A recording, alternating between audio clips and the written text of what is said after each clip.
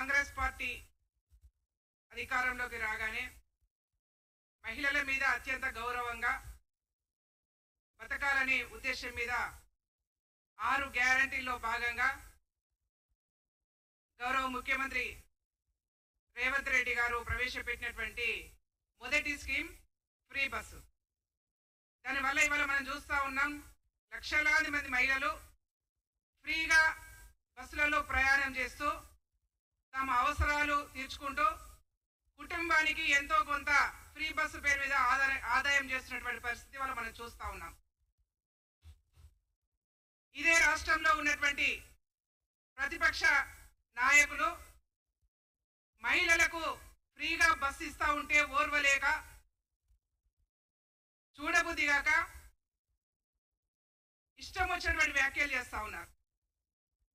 Day 1 నుంచి మహిళలకు ఎప్పుడైతే ఫ్రీగా బస్సు ఇచ్చామో ఆ రోజు నుంచి మొదలు పెడితే ఈ రోజు వరకు కూడా ఇష్టం వచ్చినట్టు మాట్లాడుతూ కేటీఆర్ వ్యాఖ్యల వల్ల పరాకర్షణ చేయనటువంటి పరిస్థితి కూడా మనం చూసాం. దాని పర్యవసానమే ఇవాళ కేటీఆర్ గారు మహిళా కమిషన్ ముందు హాజరైనారు. సరే, దానికన్నా ముందేదో ట్విట్టర్ ద్వారా మహిళలు బాధపడితే నేను నా వ్యాఖ్యలు ఉపసంహరించుకుంటా అని చెప్పాను.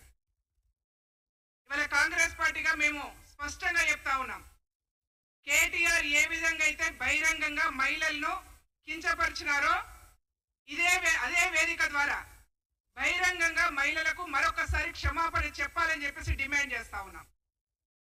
ఇందాక చూసాను ఆయన ప్రెస్ మీట్ లో చాలా సంస్కారాల గురించి మాట్లాడుతూ ఉన్నాడు.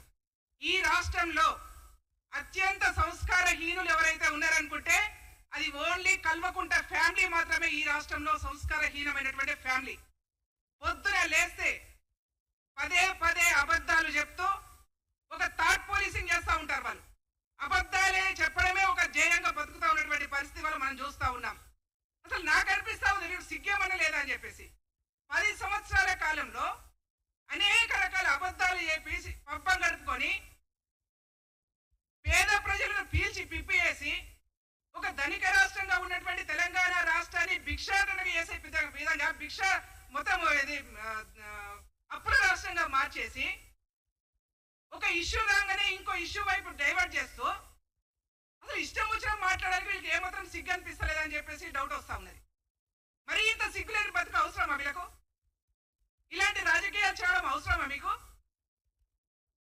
అసలు నాకు అనిపిస్తా ఉన్నదంటే ఇంకొక మారు కేటీఆర్ ఇట్లా కచరా మాటలు మాట్లాడితే మహిళల చేత చెప్పు దెబ్బలు తింటామని చెప్పేసి హెచ్చరిక జారీ చేస్తా ఉన్నాను.